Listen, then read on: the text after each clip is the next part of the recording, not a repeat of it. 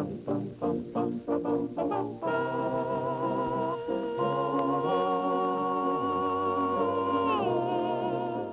sa lahat, congratulations! Woo! Natapos din, ano? Kakapagod din yun. Kakaangat ng kamao, kakahalik ng bandila, kakangiti sa mga nagsiselfie. Tapos na. Hindi mo na kailangan sumayaw o kumanta o makipagdebate o makipagpatotsyadahan. Siya, nagpa-burger matapos mag-concede. Kahit anong sabihin mo tungkol sa kagustuhan maging simple pa rin ang buhay, imposibleng walang maging epekto sa iyo ang kapangyarihan. Simple, walang luho. Tanda mo, ingat lang, si Ferdinand Marcos noon ay wala ring hilig sa mga mamahaling bagay. Reading glasses nga daw na sira-sira ay ayaw palitan. At kahit nung nasa tugatog ng kapangyarihan, isda at saluyot lang ang paboritong ulam. Yun pala, iba ang bisyo. Plunder pala. Hindi ka naman siguro ganyan. Pero sa edad mo siguro na 71, ang pinakamatandang naging Pangulo ng Pilipinas, siguro naman wala ka na ibang hihilingin sa buhay. At yung issue ng bilyong-bilyong piso sa bangko mo, napalusot na nga namin eh. May ilan lang kaming gustong sabihin. Una sa lahat, wag na wag kakalimutan. Ginusto mo yan. Lumapit ka sa amin. Nakiusap ka sa amin. Hiningi mo ang boto namin. Sinagot ka naman ng 15 million sa amin. Kaya wag mo sana kaming tratuhin na parang chicks mo na hiningi mo ang tiwala sa una pero papalitan mo rin pala pag nagsawa ka na. Hindi ako eksperto sa politika.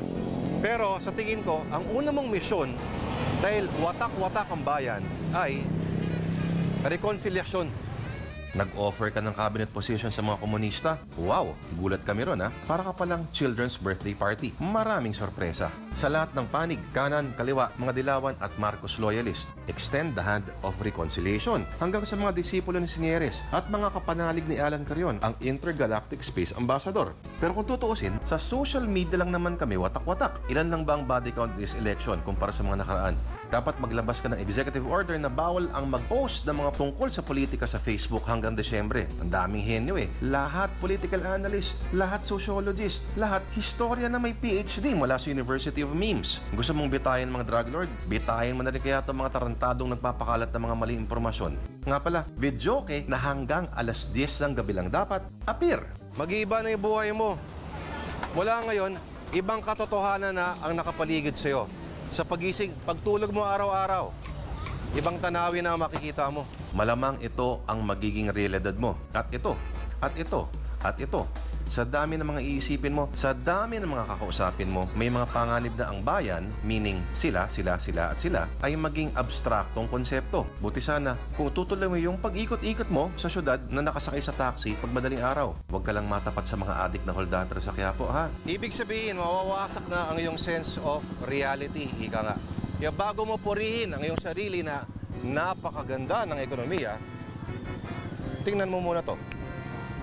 Siguro, dapat may wallpaper ka lagi nito sa telepono para lagi ipaalala sa'yo na hanggat may ganito ay hindi pa natatapos ang iyong trabaho. Ulitin ko, sa totoong buhay marami kang misis at kulasisi. Pero sana naman, sa puso mo, bayan pa rin dapat ang tunay na misis. Napaso na kasi kami sa dating lover boy.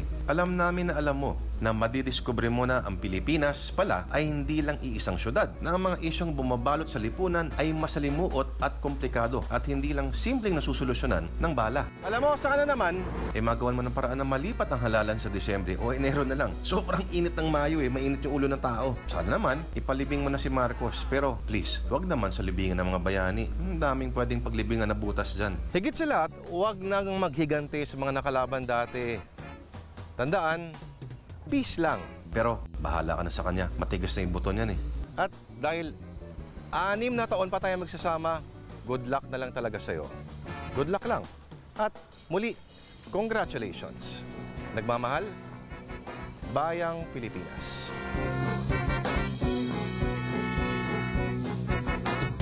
Be sure to come back. Use 5 everywhere. Copyright 2016.